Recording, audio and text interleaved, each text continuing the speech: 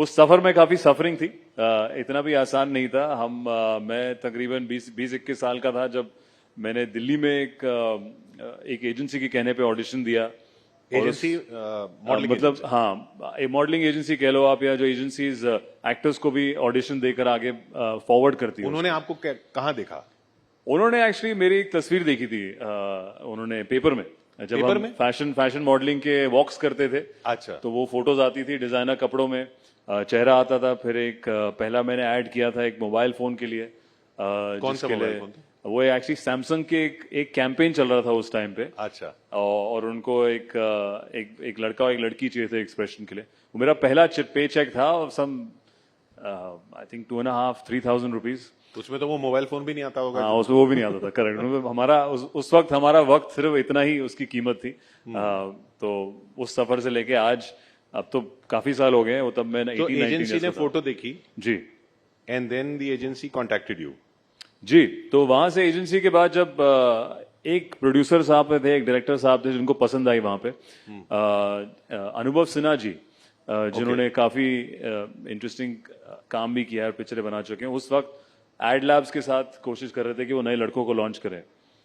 अब इत्तेफाकन है कि वहां पे आप ऑडिशन देते हो, या हर किसी फील्ड में भी आप जब प्रेप करते हो किसी चीज के लिए, हमने 1 साल लगाया वहां पे। मैं मुंबई गया। 1 साल? जी जी। आप अनुभव सिन्हा के कहने पर बॉम्बे गए? आप जी जी जी, बिल्कुल करण जौहर बिल्कुल के कहने पे नहीं गए थे? नहीं, बिल्कुल नहीं। वो तो बहुत बहुत देर आया मेरी जिंदगी में। वहां पे मैं उनकी तरफ वहां पे गया एज एन असिस्टेंट डायरेक्टर। तो अनुभव सिन्हा ने आपको बुलाया और 1 साल आपसे?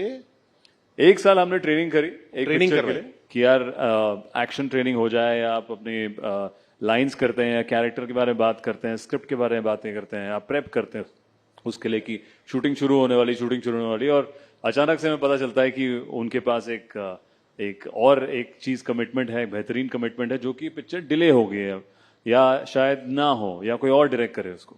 मतलब शूटिंग शुरू होने वाली हो ही नहीं? जी, हुई नहीं। तो ऐसी बहुत पिक्चरें होती हैं, तो मैं भी उनमें से था। मैं 21, तब कम से कम मैं 22 साल का हो गया था, और बंबई में था तब। और तब जब आप बॉम्बे में होते हो और आप दिल्ली में बोल के आते हो कि मैं तो हीरो बन गया हूं और जा रहा हूं हीरो बनने, तो फिर यहाँ क्या बताया आपने कि शूटिंग? यहाँ पे बस यही बोला कि शूटिंग शुरू होने। घर में एक्चुअली मैं घर वालों को तब कुछ बताता ही नहीं था इतना, कि बस बोल रहा था हाँ बस 6 महीना और उस 6 महीने में जो आई थिंक मेरी बेस्ट ट्रेनिंग रही है पर्सनैलिटी की, क्योंकि जब आप कंप्लीटली लॉस्ट होते हो, when you have genuinely no practical way of moving forward, आप उस डेस्परेशन में कुछ इंटरेस्टिंग करते हो।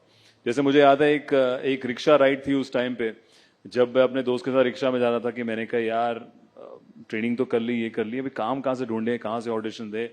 तो उसने कहा यार तेरी तो भाषा भी सही है, बाकी लोगों की भाषा हिंदी में, दिल्ली में हम हिंदी साफ बोलते हैं। तो वो कोई फलाने एक्टर की बात कर रहा था। तो मैंने कहा तुझे कैसे पता?